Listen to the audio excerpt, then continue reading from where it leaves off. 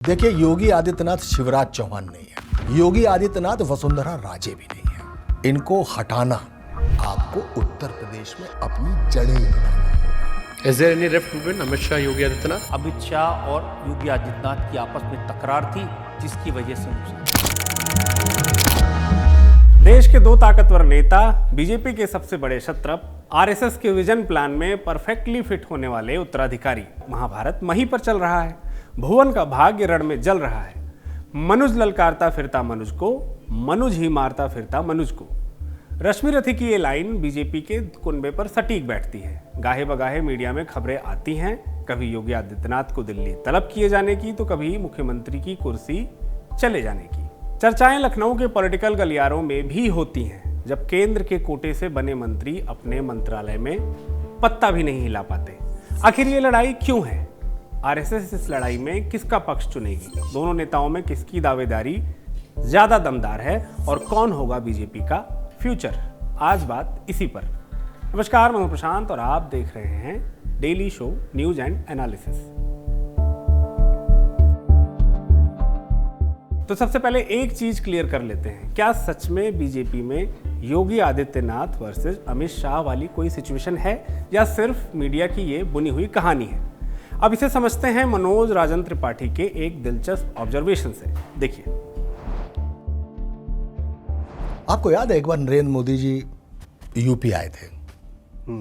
उन्होंने आके योगी आदित्यनाथ जी के कंधे पे हाथ रखा जी और एक फोटो सेशन कराया था। वो फोटो सेशन किस लिए था? एकदम पीछे से तस्वीर थी। किस लिए था फोटो सेशन? सब चंगा है, हमारे बीच कोई दिक्कत नहीं है। अगर दिक्कत नहीं है तो आज तक उत्तर प्रदेश को स्थायी डीजीपी क्यों नहीं मिला? आज तक उत्तर प्रदेश में योगी आदित्यनाथ को मन का मुख्य सचिव क्यों नहीं मिला? क्या दिक्कत थी? अगर वो अवनीश अवस्थी जैसे सीनियर आईएएस को उठाकर मुख्य सचिव बना रहे थे, आपने दुर्गा शंकर मिश्रा को रिटायरमेंट के लास्ट डे एक्सटेंशन देकर फोर्थली मुख्य सचिव बना दिया उत्तर प्रदेश का। आप नहीं कर रहे हैं, आप भी तो कर रहे हैं।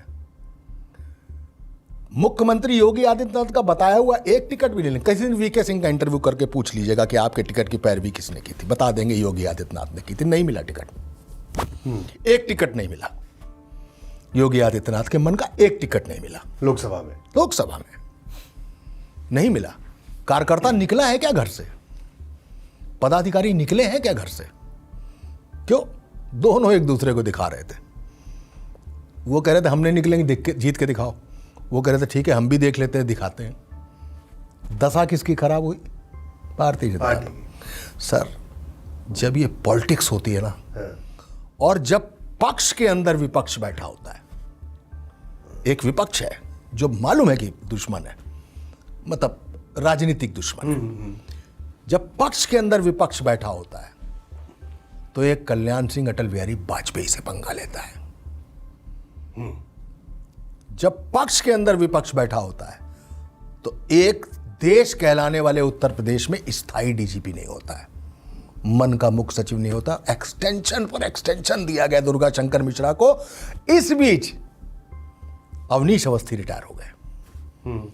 उनको भी एक्सटेंशन देने की फाइल भेजी कि भाई ठीक है, उनका कर दिया, इनको भी एक्सटेंशन दे दी। 3 बार लौटा दी गई ऊपर से। योगी आदित्यनाथ के वश में क्या था? वो किसी सरकारी पद पे उसको नहीं बैठा सकते थे, मतलब किसी ऐसे मुख्य सचिव नहीं बैठा, नहीं एक्सटेंशन, आप यू आर रिटायर्ड, तो मैं आपको सलाहकार बना सकता हूं। अपना बना लिया उन्होंने फाइल लौटाई, इन्होंने सलाहकार बना लिया। दोनों तरफ से देखिए चीजों को। वो उनको एक्सटेंशन देना नहीं चाहते, बोले नहीं दे रहे तो हम इसको सलाहकार बना लेंगे। फ्रिक्शन, हिसाब बराबर। ब्रिजेश पाठक, केशव मौर्य, नितिन अग्रवाल, अब तो सेंट्रल आ गए, वरना वो जितिन प्रसाद, AK शर्मा, ऐसे में और नाम आपको गिना सकता हूं। ये सारे लोग कहां के हैं? इस बार सेंट्रल के कोटे से मिनिस्टर बनाए गए। ये सारे दोनों डिप्टी सीएम, सब सबको सेंट्रल ने विभाग बांटे हैं। पूछिए जाके कोई क्या काम कर पा रहा है? ये सारे लोग मंत्री हैं। पूछिए, ट्रांसफर कर पाते हैं चपरासी का? क्यों? मंत्री तो बना दोगे, चलाएगा कौन? ब्यूरोक्रेट। ब्यूरोक्रेट कहाँ से आएगा? वो तो मुख्यमंत्री बैठा लेगा ना। तो संजय भूसरेड्डी जैसे तमाम आईएएस बैठाल दिए गए। मंत्रियों की मेज पर फाइलों के गड्ढे के गड्ढे के गड्ढे, क्योंकि ये फाइलें उड़ेंगी तभी जब इसमें दस्तखत की चिड़िया बैठेगी और इसको उड़ा कर ले जाएगी। तो कुछ नहीं कर पाते हैं लोग, बैठे हुए हैं। तो इतना तो साफ है कि दिल्ली वर्सेस यूपी के बीच में सब कुछ ठीक नहीं है, लेकिन अब ये समझना जरूरी है कि दोनों के बीच ये वॉर ऑफ सक्सेशन किस बिना पर लड़ी जा रही है। दोनों नेताओं की यूएसपी क्या है?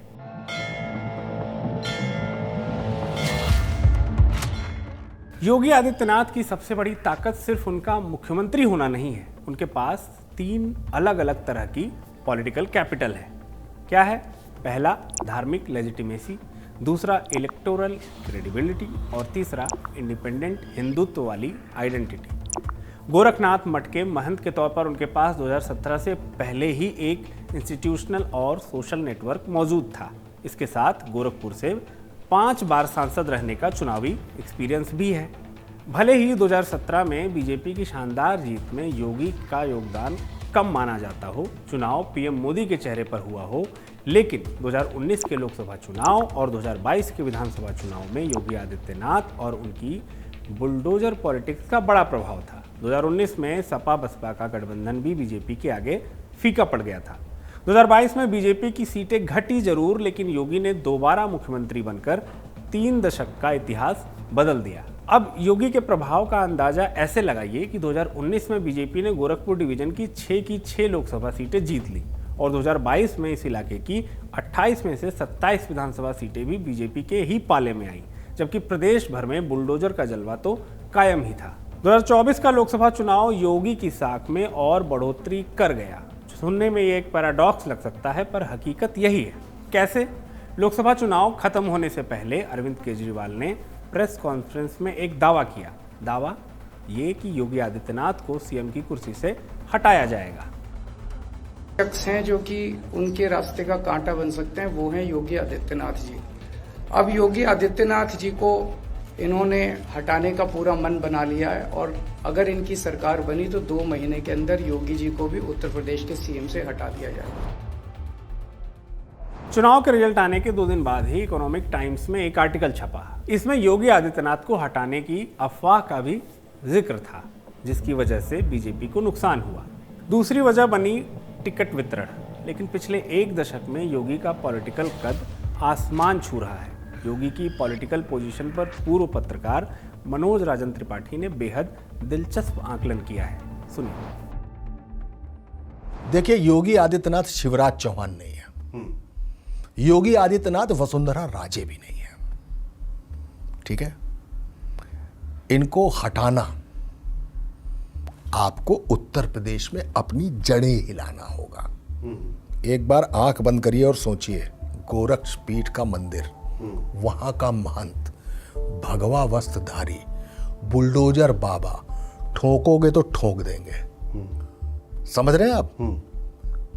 वो बंदा जब खड़े होकर सदन में कहता कि मिट्टी में मिला देंगे इस माफिया को, मिट्टी में मिला देंगे। एक घटना बता देता हूं आपको। सीएए एनआरसी के आंदोलन चल रहे थे उत्तर प्रदेश में। कई जगह लोग निकले, हमऊ करब आंदोलन। 21 लोग मारे गए। लखनऊ में खूब बसें जलाई गई, कारें तोड़ी गई, जाम लगाया गया। बाबा ने कहा ये जितना खर्चा हुआ है इसका आकलन किया जा रहा है। कैलकुलेटर बैठ के वहीं बगल में बैठा के कैलकुलेट हो रहा था बस में कितने की टूट फूट हुई है। सब निकाल लिया और पूरे उन इलाकों से सारे फुटेज, चाहे मोबाइल के हो चाहे सीसीटीवी, किसी को सब निकलवा लिए और कम से कम 200 उपद्रव करने वालों के पोस्टर लगा दिए चौराहे पर। चौराहों लगा दिए गए। ये लोग हाई कोर्ट पहुंचे कि हम माफिया वो नहीं है, हम आंदोलनकारी हैं, आप हमारे पोस्टर लगा के हमको माफिया आतंकी नहीं बता देंगे। हाई कोर्ट ने कहा नहीं बताएंगे, आप हटाइए सारे पोस्टर। विधानसभा बुलाई, विधेयक पारित कर दिया, हाई कोर्ट क्वेश खत्म हो गया। वो है योगी आदित्यनाथ। वो योगी आदित्यनाथ है उसको हटा पाना इतना सरल काम नहीं है। यानी साफ है, अमित शाह की राह में एक बड़ा चैलेंजर मौजूद है। फिर किस बिना पर अमित शाह खुद को कंटेंडर मानते हैं, अब जानिए।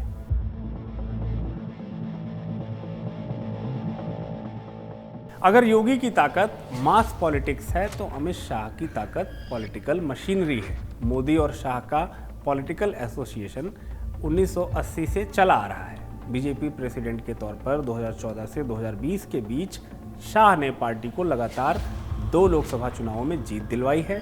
2014 में 282 सीटें और 2019 में उससे भी ज़्यादा 303 सीटें। उनकी पहचान एक कुशल इलेक्शन मैनेजर की और चाणक्य की है। सिर्फ इतना ही नहीं, 2014 के बाद राज्यों में सरकार बनाना और जिस राज्य में सरकार गिर जाए उसमें भी सेंध लगा पाने का हुनर है अमित शाह के पास। मध्य प्रदेश, कर्नाटक, गोवा इसके सबसे बड़े एग्जाम्पल हैं।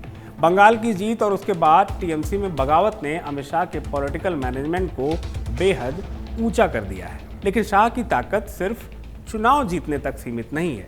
2019 से वो देश के होम मिनिस्टर हैं। आर्टिकल 370 को ख़त्म करना हो या CAA जैसे कानूनों को पास करना, उन्होंने RSS की प्राइमरी प्रोजेक्ट्स को पूरा किया है। शाह के इस तुरूप के इक्के पर पत्रकार मनोज राजन त्रिपाठी ने बेहद दिलचस्प एनालिसिस किया है। जिन्होंने स्कूटर पर साथ गुजारा हो, उनमें से एक जो पीछे बैठता हो हमेशा और एक गाड़ी चलाता हो, जो पीछे बैठता होगा, जब वो देश का प्रधानमंत्री बनता होगा तो उसके दिमाग में पहली चॉइस क्या रहती होगी कि मेरे बाद कौन? वही जो हमेशा से स्कूटर चला रहा है, स्कूटर की गद्दी पर रहे वही चलाए।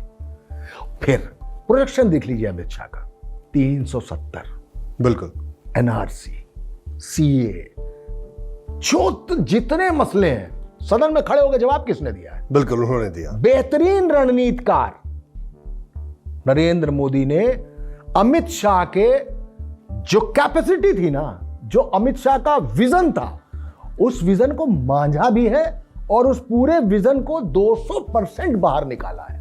बिल्कुल, प्रोजेक्शन देख लीजिए आप। हाँ, यूपी की बात लीजिए, 2014 का चुनाव, 17 का चुनाव हमने देख लीजिए। हाँ, वो अमित शाह नाम का बंदा आता है, बनारस के घाट पर बैठ जाता है, एक एक टिकट, एक एक जिला, एक एक ग्राम पंचायत सब जानता है। वो जाएगा, वो कलकत्ता बैठ जाएगा। प्रभारी सुनील बंसल है, फला जगह के प्रभारी ढिमाके हैं, और यहां के ढिमाके के बोले यहां फलाने हैं। लेकिन एक आदमी की जैसे ही एंट्री होती है मोटा भाई की, मोटा भाई आके खेल पलट देता है। ऐसे नहीं, ऐसे करो, ऐसे नहीं, ऐसे करो। मोटा भाई ने टीएमसी को हराया ही नहीं। आपने कभी गुजरात में वो देखा, जब बहुत सारी शराब पकड़ी जाती है तो क्या किया जाता है? हाँ, कभी बुलडोजर के नीचे वही वाला। हाँ, उस बुलडोजर के नीचे जब बोतलें दब रही होती हैं तो उसमें से शराब की पिचकारी निकल रही होती है। वो हालत कर दी है टीएमसी की बंगाल में। बुलडोजर चला के पिचकारी छुड़वा दी है उनकी। यही हालत उनको। देखिए कि हम इधर काउंटिंग कर रहे हैं बंगाल में, भाई लोगों ने पंजाब में छापा मार दिया, 6 के 6 चले आए। लवली यूनिवर्सिटी वालों की आप बात कर रहे हैं। 6 के 6 चले आए। ठीक, उधर यूबीटी में दूसरा हथौड़ा चलना शुरू हो गया। ठीक है, यहां पर ओम प्रकाश राजभर चिल्ला चिल्ला के कह रहे हैं 21 सांसद अखिलेश यादव के हमारे संपर्क में। हर जगह वो जो बंदा जो स्कूटर चला रहा था, आज देश का गृह मंत्री है, राष्ट्रीय अध्यक्ष रह चुका है, और कमाल का ब्रेन है जिस आदमी के पास। जो आदमी शतरंज सामने रख ले तो दोनों मोहरे अपने साथ खेलेगा और पता नहीं कौन हारेगा। वो किस हाथ को हराना चाहता है, दिमाग के किस हिस्से को हराना चाहता है, ये वो जानता है। यानी शाह के पास वो चीज है जो योगी के पास नहीं है, और योगी के पास जो है वो शाह के पास नहीं है।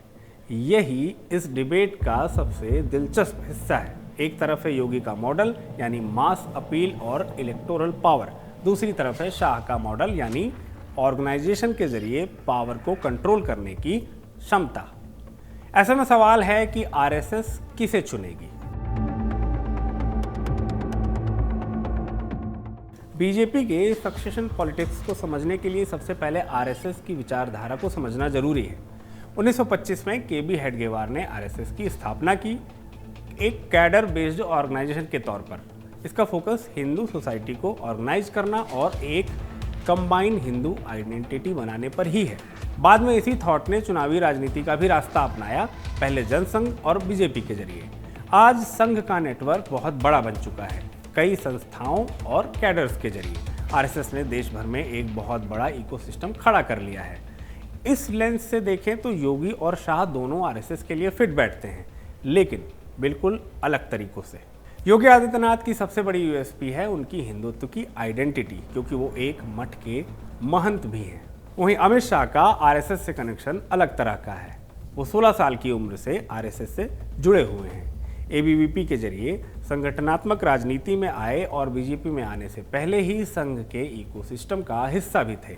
उनका पूरा पॉलिटिकल करियर ऑर्गेनाइजेशन के मैनेजमेंट में ही बीता है। एक तरफ योगी पॉलिटिकल फेस हैं तो अमित शाह दूसरी तरफ संगठन के चाणक्य हैं। लेकिन आरएसएस शायद किसी एक व्यक्ति की तलाश में है ही नहीं। यहीं पर सक्सेशन स्टोरी सबसे इंटरेस्टिंग हो जाती है। आरएसएस से कुछ अलग ही हिंट मिलते हैं। आरएसएस शायद किसी एक पर्सनालिटी को मोदी के ऑटोमेटिक सक्सेसर के तौर पर एक्सेप्ट ही नहीं करेगी। इसके बजाय वो नए लीडर्स की एक खेप तैयार करेगी। इसका सबसे ताज़ा हिंट मिलता है जनवरी 2026 में। बीजेपी ने नितिन नवीन को अपना नेशनल प्रेसिडेंट चुन लिया। नितिन नवीन ना तो अमित शाह के खास हैं और ना ही योगी के, यानी सिग्नल साफ है। आरएसएस शायद सक्सेशन को योगी वर्सेस शाह की बाइनरी में देख ही नहीं रही, क्योंकि आरएसएस का असली ऑब्जेक्टिव एक व्यक्ति को मोदी की जगह बैठाना नहीं है, बल्कि ऐसा पॉलिटिकल सिस्टम बरकरार रखना है जो मोदी के बाद भी संगठन को मजबूत रखे। इसीलिए सवाल ये नहीं है कि योगी और शाह में कौन चुना जाएगा, सवाल ये है कि कौन उस सिस्टम को संभाल सकता है जिसे संघ ने दशकों में बनाया है। बहरहाल कुछ सवालों के जवाब तो समय के गर्भ में छिपे हैं, हम और आप सिर्फ एनालिसिस ही कर सकते हैं। आपको यह एपिसोड कैसा लगा कमेंट बॉक्स में बताएं और देखते रहिए जिंदाबाद।